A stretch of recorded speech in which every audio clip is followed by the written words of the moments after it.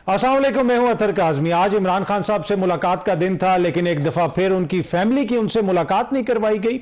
इस वक्त पाकिस्तान तहरीक इंसाफ क्या सोच रही है? आने वाले दिनों में पाकिस्तान तहरीक इंसाफ ने क्या कोई तहरीक शुरू करनी है या फिर जमात ने तहरीक नहीं शुरू करनी? खान साहब की फैमिली ये तहरीक चलाएगी, जमात के अंदर क्या कोई इख्तलाफात हैं? आज के प्रोग्राम में इस हवाले से भी गुफ्तगू करेंगे आगे चल के, और उसके साथ साथ प्रोग्राम के आखिरी हिस्से में हम बात करेंगे इकोनॉमी के हवाले से, महंगाई और खुसूसन जो पेट्रोल और डीजल की कीमतें हैं, आने वाले दिनों में ये जो इस वक्त तनाजा चल रहा है उसकी वजह से क्या कुछ इंपैक्ट हो सकता है हमारी इकोनॉमी पे। लेकिन सबसे पहली स्टोरी, सबसे इंपॉर्टेंट स्टोरी, इस वक्त ईरान और अमेरिका के दरमियान जो तनाजा है वो एक तरह से शिद्दत इख्तियार कर गया है। ईरान की जानिब से अमेरिकी अहदाफ को टारगेट किया जा रहा है, अमेरिका ईरान को टारगेट कर रहा है, और दोनों तरफ से ये कहा जा रहा है कि MOU अब खत्म हो गया है। तो ये मामला आगे किस तरफ बढ़ रहा है, और अगर ये मामला इसी तरह चलता रहा तो क्या जो खित्ते के दीगर ममालिक हैं वो भी इसके अंदर शामिल हो सकते हैं? इन सारे मामलों पे गुफ्तगू करने के लिए साबिक सफीर जौहर सलीम साहब ज्वाइन किया। सर, आपका बहुत बहुत शुक्रिया। सबसे पहले तो यह बताइएगा कि ईरान और अमेरिका की जानिब से एक दूसरे पर हमले, लास्ट वीक शायद जब हमारी बात हो रही थी तो सिचुएशन काफी डिफरेंट थी, और उस वक्त भी आपने भी ये फरमाया था और दीगर लोग भी ये कह रहे थे कि कुछ पता नहीं है कि किसी वक्त भी सिचुएशन तब्दील हो सकती है जब तक हतमी कोई मुआहिदा नहीं होता। तो इस वक्त जो सिचुएशन है आप उसको कैसे देख रहे हैं? ये सिचुएशन भी तब्दील हो सकती है? क्या दोबारा हम पीस की तरफ जा सकते हैं या फिर अब उसका कोई चांस नहीं है? देखिए, चांस तो खैर हमेशा होता है, लेकिन एक क्योटिक सिचुएशन होगी है। और मैं समझता हूँ कि उसमें देखें एक बात जो है बन रही थी, और अभी तो खैर जो MOU था उस वक्त काफी फेवरेबल था ईरान के लिए, और उसमें जो मुश्किल मामलात थे जिसको उन्होंने कहा था ईरान ने कि मौखर कर दे, न्यूक्लियर पे मामलात बाद में डिस्कस करेंगे, वो भी मान ली गई थी, और बहुत सारी चीजें उनको मिल गई थी उस वक्त। देखिए, सारे उनके जो कोर मुतालबात थे कि ब्लॉकेड लिफ्ट हो, सैंक्शंस लिफ्ट हो जाएं, एसेट्स अनफ्रीज शुरू हो जाएं, वो कोई भी रिकंस्ट्रक्शन का फंड भी जो है वो भी, उसके बाद वो नॉन एग्रेशन का भी और नॉन इंटरफेरेंस भी, तो बहुत सारी जो उनके मुतालबात थे, कलीदी जो मुतालबात थे, सब मान लिए गए थे। लेकिन उसके बदले में एक चीज उनको देनी थी, वो ये कि अपना हुर्मुज़ जो है उस पर किसी किस्म की अनइम्पीडेड जो शिपिंग फ्लो है वो सिर्फ देना था। लेकिन वो फिर ईरान ने अपना कंट्रोल उस पर रखना चाहा, और उसकी वजह से फिर जब वो जहाज, जो बहरी जहाज सारे जो कि ओमान वाली साइड से जाना शुरू हो गए थे, उनको फोर्स करने के लिए उन्होंने फिर उनको जहाजों को हिट करना शुरू किया। एक को हिट किया, ज़ाहिर है अमेरिकन रिस्पॉन्स आया, वो क्लियर था कि वो अमेरिकन उसको एक्सेप्ट नहीं करेंगे। उसके बाद फिर उन्होंने जब अमेरिका की जब स्ट्राइक्स आई, फिर उसके बाद 3 को हिट किया, फिर उसके बाद बहुत बड़ा ज़ाहिर है कि एक ज्यादा एक अब जो है ना ज्यादा सिग्निफिकेंट रिस्पॉन्स आया, ज्यादा सब्सटेंटिव रिस्पॉन्स आया। तो उसके बाद से फिर अब ये सिचुएशन खराब होना शुरू होगी, और अब तो ये बार बार हो रहा है, वो फिर भी हिट कर रहे हैं।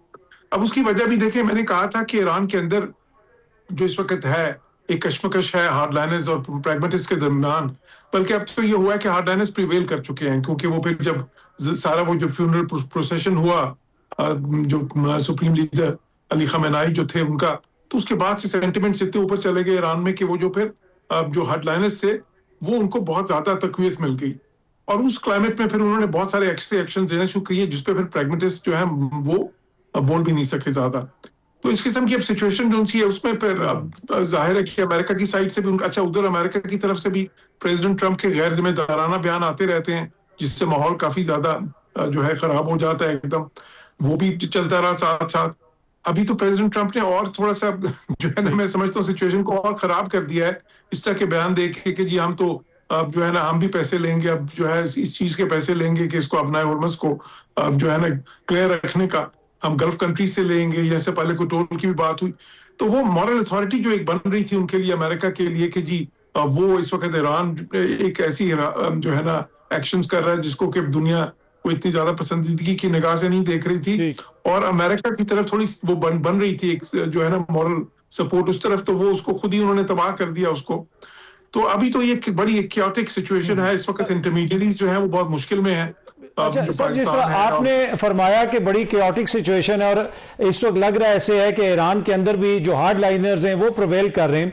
At the same time sir जो सिचुएशन है, जिस तरीके से आलमी मीडिया इसको रिपोर्ट करता रहा, उम्मीद तो थी कि अमन आगे बढ़ेगा, लेकिन एक मुल्क के ऊपर हमला हुआ, उसकी लीडरशिप जो टियर 1 की लीडरशिप थी वो ऑलमोस्ट एक तरह से एलिमिनेट कर दी गई है। तो लीडरशिप का खला भी है, और फिर ये एक्सपेक्ट करना कि एक MOU या चंद जो राउंड्स होंगे टॉक के, उनके नतीजे में एक लास्टिंग पीस आ जाएगा, तो क्या ये कोई थोड़ी सी ज्यादा विशफुल थिंकिंग थी अमेरिका की, मगरिब की, और इसमें थोड़ा सा कॉशन की जरूरत थी कि जब आपने पूरे एक उधर वहां पे अपराटस को हिट किया है, बहुत सारी जो लीडिंग पर्सनैलिटीज थी, जो डिसीजन मेकर्स थे, वो खत्म हो गए हैं, तो फिर इस तरह के मसाइल मुतवक्को थे? देखिए इस वक्त जिस तरह की केओटिक सिचुएशन है, ये जरूरी नहीं था कि ऐसे ही होती।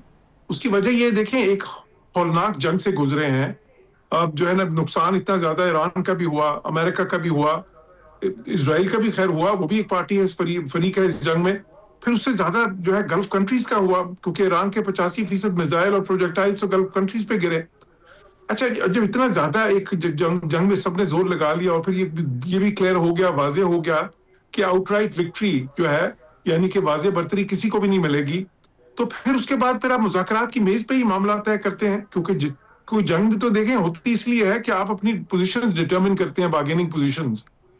जब वो बार्गेनिंग पोजीशन डिटरमिन हो गई, उसके बाद एक रोड मैप बन गया, एक जो फिर बुनियादी असूल भी वज़े हो गए, तो उसके बाद तो सिर्फ ये करना था कि देखें, ये ठीक है कि मैं दोबारा ये कहा था कि ये आगे जो मुज़ाकरात होने जा रहे हैं, ये सिर्फ तकनीकी मुज़ाकरात नहीं है, क्योंकि अभी अहम तरीन चीजों पे फैसला होना है। क्योंकि अभी जो भी फैसला हुआ है वो कंडीशनल हुआ है, सारा जो भी चीजें तय हुई हैं वो कंडीशनल हुई हैं। लेकिन ठीक है, कंडीशनल हुई है, लेकिन अगर ये दोनों हरीफ जो हैं, दोनों फरीक जो हैं, ये चलते रहते उन चीजों पे जिस तरह वो तय हुई थी, तो फिर मामला तो आगे चलते। कम से कम ये सीज फायर तो होल्ड करती, अब नए हुर्मुज़ से शिपिंग का फ्लो तो चलता।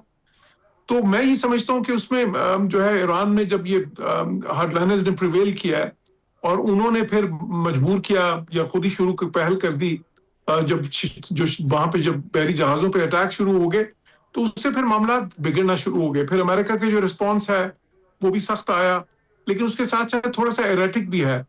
तो वो जो एरेटिक होता है उससे फिर कंफ्यूजन मजीद बढ़ जाती है।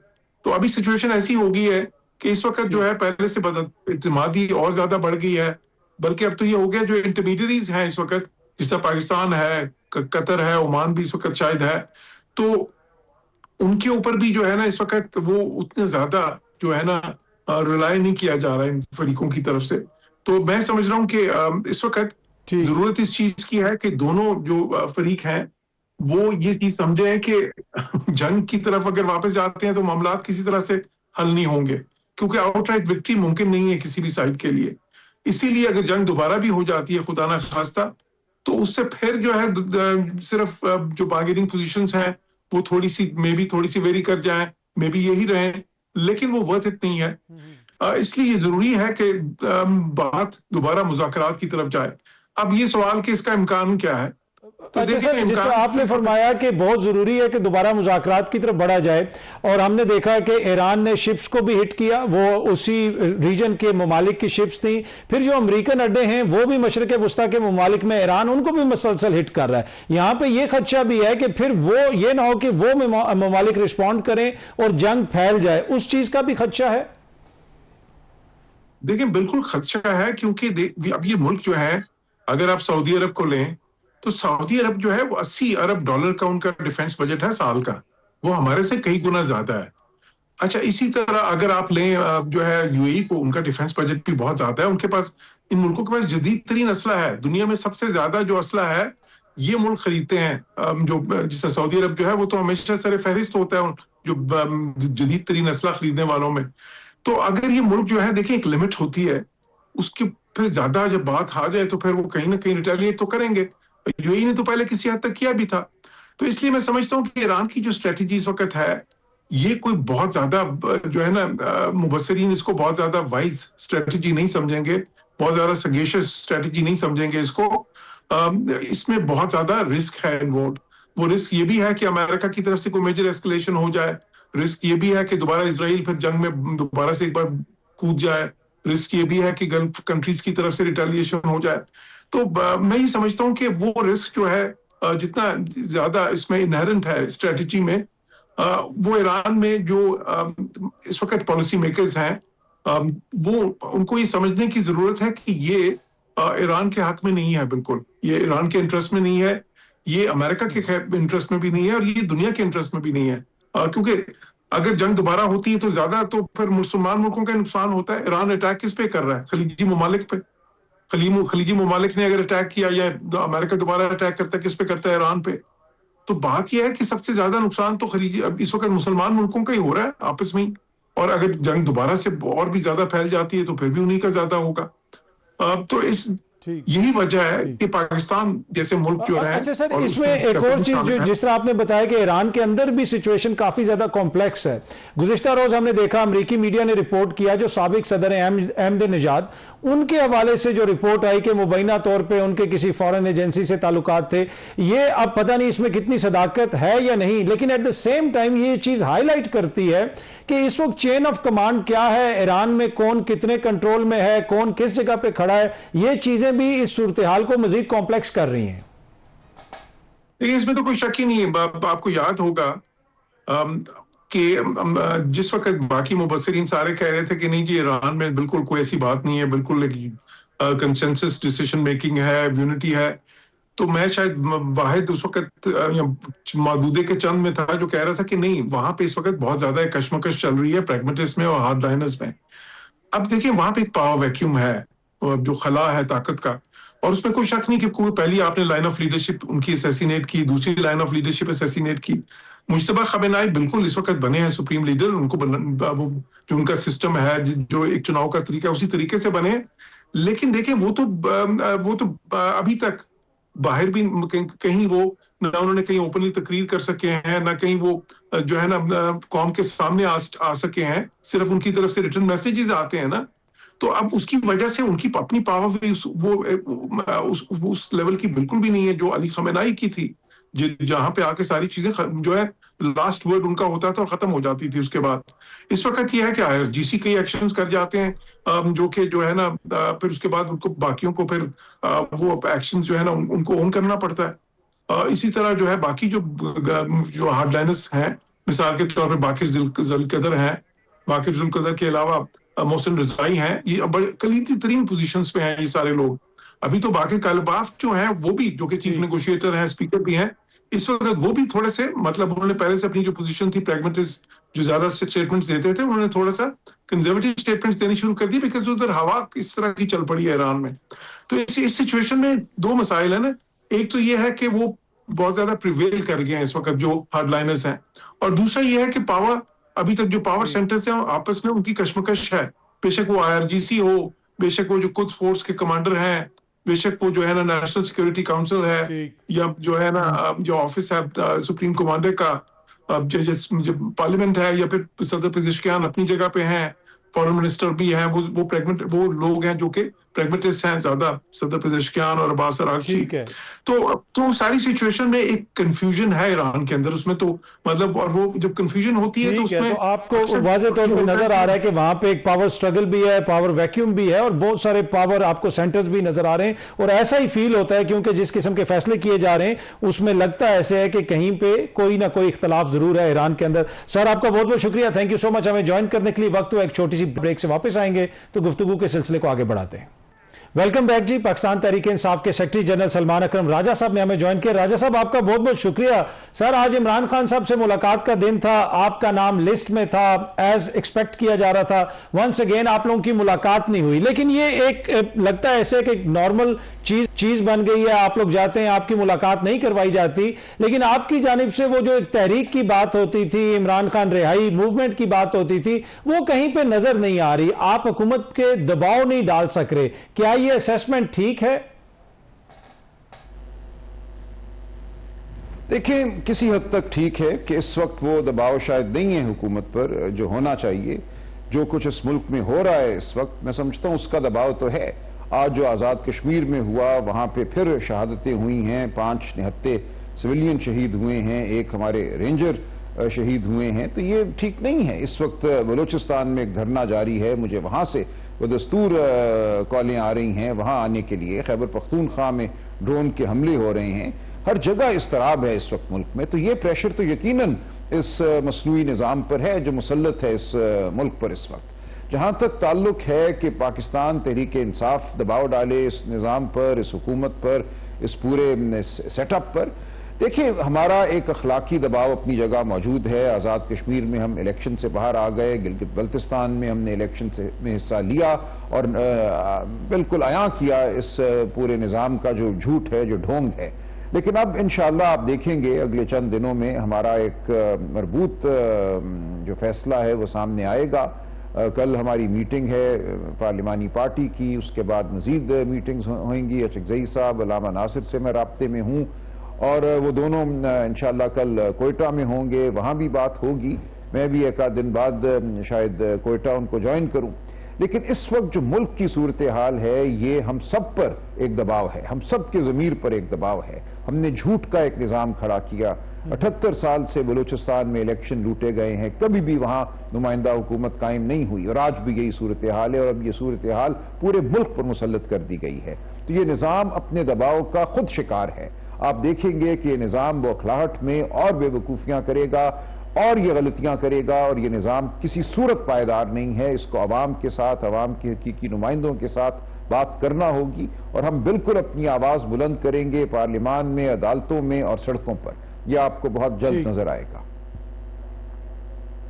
اچھا راجہ صاحب، جو پارلیمانی کمیٹیز کو چھوڑا گیا تھا، آج اس طرح کی بھی خبر آ رہی ہے کہ شاید تحریک انصاف دوبارہ پارلیمانی کمیٹیز کو جوائن کر لے، اس حوالے سے جماعت میں کیا کوئی حتمی فیصلہ یا مشاورت ہوئی ہے؟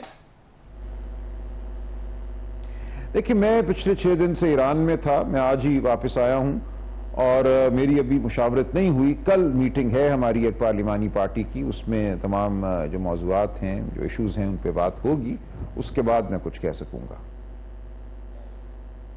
ٹھیک ہے۔ اچھا، اور جو آزاد کشمیر میں الیکشن نہ لڑنے کا فیصلہ کیا گیا تھا وہ بھی حتمی ہے؟ اب تو obviously میرے خیال میں ٹائم وغیرہ بھی گزر گیا ہے، آزاد کشمیر میں کسی بھی جو اس وقت الیکشن کا پروسیس ہے اس کا حصہ تو پی ٹی آئی نہیں بنے گی، یہ بات حتمی ہے؟ دیکھیں آج جو واقعات ہوئے ہیں، جو صورتحال ہے اس وقت آزاد کشمیر میں، جو وہاں قتل و غارت ہو رہا ہے، جو وہاں حقیقی نمائندے ہیں عوام کے، جس طریقے سے عوام کی آواز کو وہاں دبایا جا رہا ہے، کوئی بھی الیکشن ایک ڈھونگ ہوگا، اور یہ ناممکن ہے کہ ہم کشمیری عوام کے خلاف کھڑے ہو جائیں۔ 12 نشستوں کے حوالے سے جو ان کی مانگ ہے وہ جائز ہے، اس پر بالکل بحث ہونی چاہیے، کوئی طریقہ وضع ہونا چاہیے۔ تو ہم کسی ایسے سیٹ اپ کا، کسی ایسے الیکشن کا حصہ نہیں بنیں گے جس کا مقصد حقیقی نمائندوں کو باہر رکھنا ہو، جو حقیقی مانگیں ہیں آزاد کشمیر کے عوام کی ان کو دبانا ہو۔ ہم آزاد کشمیر کے عوام کے ساتھ کھڑے رہیں گے۔ ٹھیک۔ اچھا صاحب، جو 5 اگست کی کال دی گئی ہے تحریک تحفظ آئین پاکستان کے پلیٹ فارم سے، اور obviously پی ٹی آئی اس کا ایک امپورٹنٹ پارٹ ہے، وہ صرف ایک دن کی کال ہے؟ صرف ایک دن احتجاج ہوگا اور اس کی کیا شکل ہوگی؟ کوئی چیز واضح ہوئی ہے؟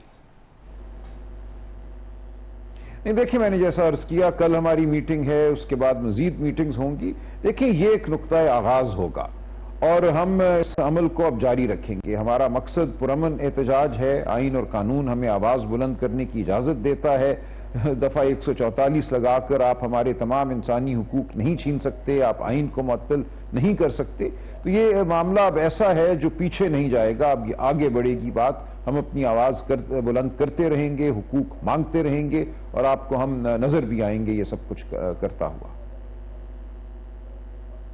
اچھا، ایک اور جو کرٹیسزم ہوتا ہے سر لیڈرشپ پہ، کہ لیڈرشپ نے اتنا متحرک کردار ادا نہیں کیا، اور اسی وجہ سے علیمہ خان صاحبہ بھی اس دن باہر نکلی، خیبر پختونخوا کے مختلف علاقوں میں وہ گئیں، ورکر ان کو دیکھ کے وہ بھی باہر نکلا۔ تو یہ کرٹیسزم کس حد تک جائز ہے تحریک انصاف کی قیادت پر کہ اتنی پرو ایکٹیو نہیں ہے جتنا ان کو ہونا چاہیے، یا پھر جتنا آپ کا ورکر ایکسپیکٹ کرتا ہے، جتنی اس کی امید ہے؟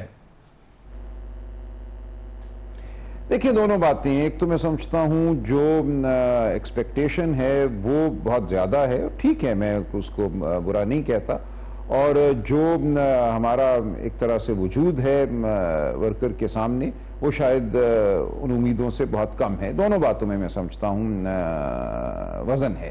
لیکن آپ یہ ذہن میں رکھیے کہ ہمارے بہت سے جو نوجوان دوست ہیں، آپ ان کو ورکر کہیے، عمران خان کے وہ ملک کی جمہوریت کے وہ خیر خواہ ہیں، ان کا یہ خیال ہے کہ ایک دن کا معرکہ ہے جو ہم جیت سکتے ہیں، آپ جائیے اور خان صاحب کو جیل سے نکال کر لے آئیے۔ ایسے نہیں ہوتا نا، یہ 78 سال کا جبر کا نظام ہے، ہمیں اس کے خلاف کھڑا ہونا ہے اور مسلسل کھڑے رہنا ہے۔ یہ ایک دن کا کوئی T20 ون ڈے میچ نہیں ہوگا۔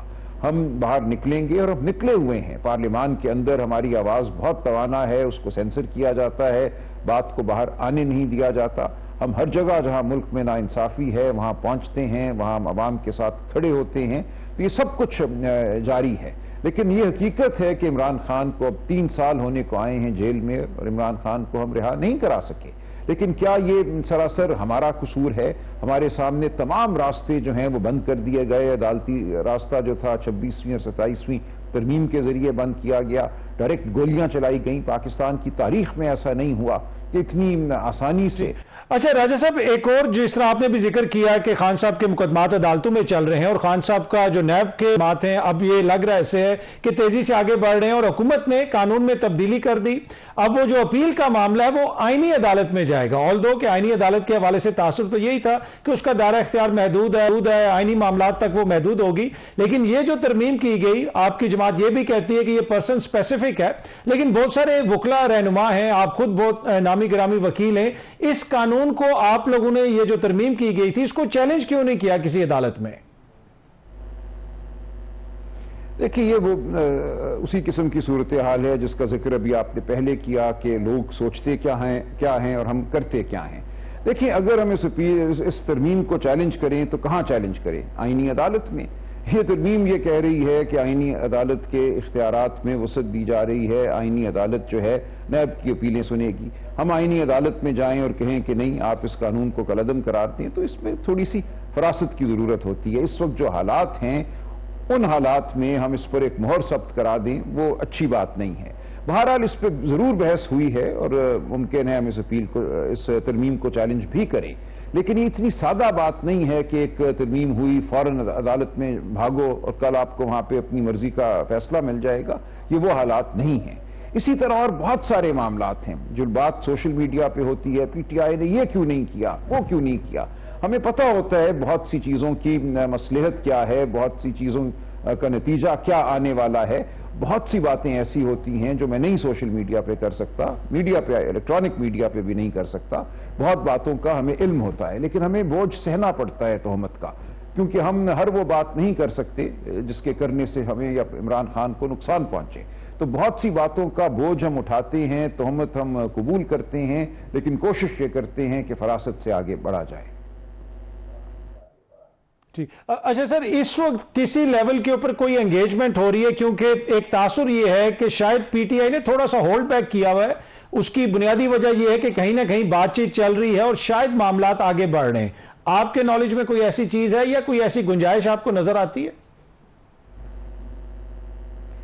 دیکھیں اس وقت تو مجھے نہیں نظر آ رہی، گنجائش تو کبھی بھی پیدا ہو سکتی ہے۔ یہ جو نظام ہے جیسا کہ میں نے عرض کیا خود اپنے بوجھ تلے اپنے جھوٹ تلے گر رہا ہے، اس کو بالکل ہم سے بات کرنا ہوگی، معاملہ کرنا ہوگا۔ اس وقت یہ کسی زوم میں مبتلا ہے، لیکن ہم ہر وہ کام کریں گے جو مؤثر ثابت ہو سکتا ہے۔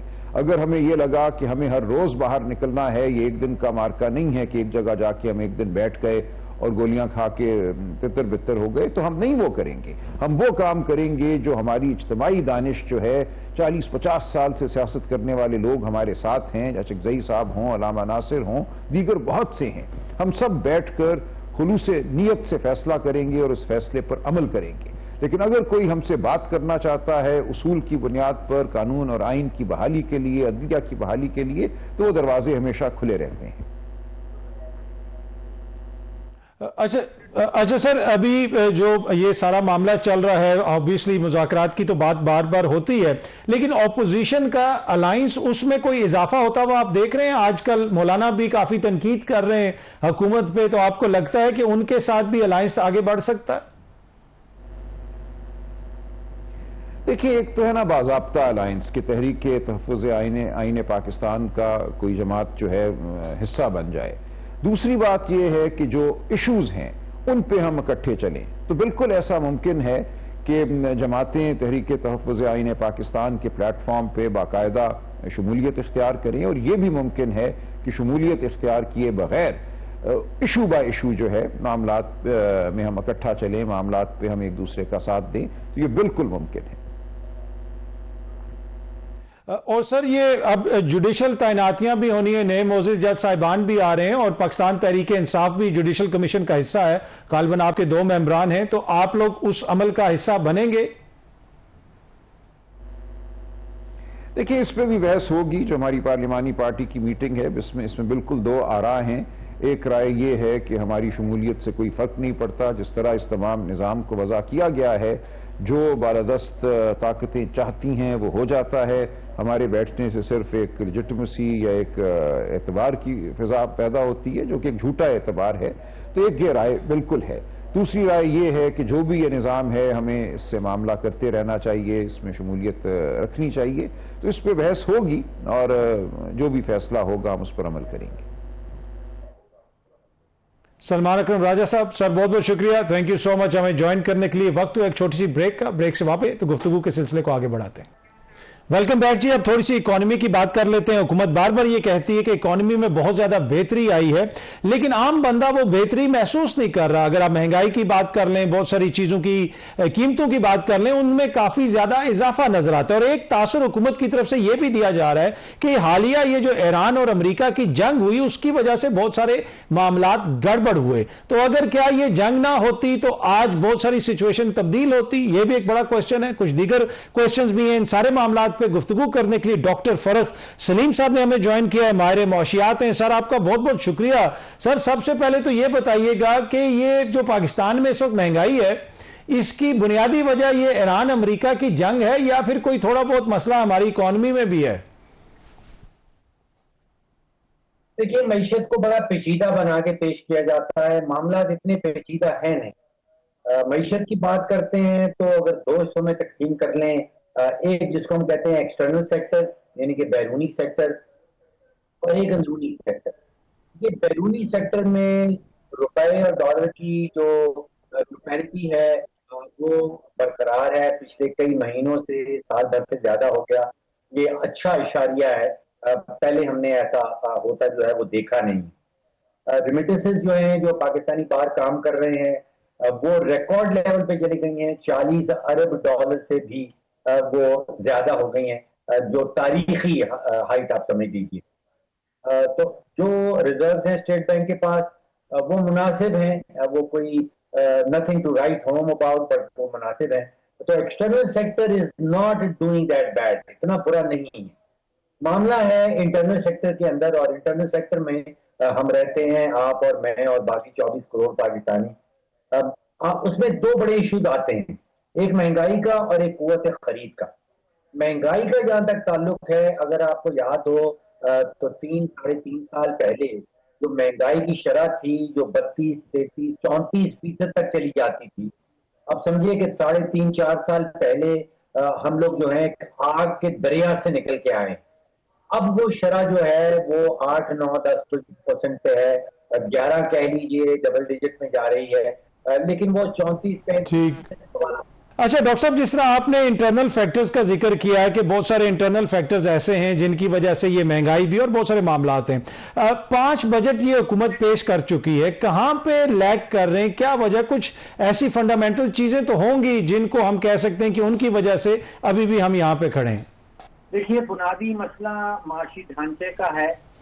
پچھلے 25-30 سالوں سے ہم نے دیکھا کہ تقریباً ساری بڑی جماعتیں جو ہیں، جن میں P T I, P M L N, Peoples Party, سبھی حکومت بناتے ہیں، لیکن جو بنیادی معاشی ڈھانچہ ہے اس کو جو میں کہتا ہوں کہ وہ ریورس رابن ہوڈ کا ڈھانچہ ہے۔ when we were growing up تو ایک کہانی سنائی جاتی تھی رابن ہوڈ کے حوالے سے کہ وہ امیروں سے پیسے لیتا تھا، چھینتا تھا اور غریبوں میں بانٹتا تھا۔ پاکستان کے اندر جو بنیادی معاشی ڈھانچہ ہے، سیاسی جماعت سے چاہے کوئی بھی ہو، وہ ریورس رابن ہوڈ کا ہے کہ غریبوں کی جیب سے پیسہ نکلنا ہے اور جانا ہے یا تو وہ شوگر کارٹل کی جیب میں یا وہ آئی پی پیز کی کارٹل کی جیب میں۔ تو وہ بنیادی معاشی ڈھانچہ جو ہے اس میں قطعاً کوئی تبدیلی نہیں آ رہی۔ दूसरी जो तब्दीली नहीं आ रही वो है इस्लाहाती इक़दामात के हवाले से, चाहे वो बिजली का शोबा है, चाहे वो गैस का शोबा है। अब देख लीजिए कि बिजली के शोबे में कोई 2.5 से 3 हजार अरब का जो है वो गर्दिशी कर्जा है और वो कम होने का नाम नहीं ले रहा। गैस के सेक्टर में एक जमाने में गर्दिशी कर्जे का नाम नहीं आता था, अब वो गैस के सेक्टर में कहीं 3 हजार अरब का गर्दिशी कर्जा जो है वो पहुंच गया है। तो 2 इश्यूज हैं, एक तो इस्लाहाती इक़दामात की एब्सोल्यूट एब्सेंस है, यानी कि जीरो रिफॉर्म्स है, और दूसरा है वो रिवर्स रॉबिन हुड वाला जो बुनियादी माशी ढांचा है उसमें कोई तब्दीली नजर नहीं आती। अच्छा सर, जिस तरह आपने भी फरमाया कि कर्जों में काफी ज्यादा इजाफा हुआ है, एट द सेम टाइम हम देख रहे हैं कि टैक्सेस में भी इजाफा हुआ, टैक्स कलेक्शन में भी इजाफा हुआ, लेकिन उसके बावजूद हमारे कर्जों में क्यों इतनी तेजी से इजाफा हो रहा है? जो इकोनॉमी के अंदर हम पैसा पैदा कर सकते हैं या फिर लैक ऑफ इन्वेस्टमेंट है, उसकी कमी, क्या वजह है जो इतने ज्यादा कर्जे लिए जा रहे हैं? जी, ये कर्जों वाला सवाल बड़ा जबरदस्त है, इसके ऊपर फोकस होना चाहिए। 2016 में जो हमारा कौमी कर्जा था वो कोई 10,000 अरब के करीब था, और आज हम बैठे हैं 2026 में और कर्जा जो है वो कोई माफी चाहता हूँ, वो कोई 100,000 अरब पे पहुंच गया। तो आप सोचिए कि 16 साल के दौरानिए में 10,000 अरब से हम गए हैं 100,000 अरब पे। एक तो इसमें बड़ा मसला जो है वो एक आईनी इशू भी है। 18वीं तरमीम के बाद जो ढांचा सामने आया था वो 5 हुकूमतों का ढांचा था, उसमें 4 हुकूमतें सूबाई थी और एक विफाकी हुकूमत थी। और विफाकी हुकूमत ने पिछले 16 साल में जो मेजर काम किया है वो है वो है कर्जा उठाने का, कर्जा लिए जाएं, और बाकी जो 4 सूबाई हुकूमतें हैं उनका काम था खर्चा करना। तो विफाकी हुकूमत जो है वो एक कर्जा लेने वाली मशीन बन गई थी, और इसके पीछे 18वीं तरमीम का एक बहुत बड़ा रोल। डॉक्टर साहब बहुत बहुत शुक्रिया, थैंक यू सो मच हमें ज्वाइन करने के लिए। वक्त हुआ एक छोटी सी ब्रेक का, ब्रेक से वापस आएंगे तो गुफ्तगू के सिलसिले बढ़ाते हैं। वेलकम बैक जी, प्रोग्राम देखने का बहुत बहुत शुक्रिया। कल अगेन आपसे इसी टाइम पे मुलाकात होगी। Thank you very much.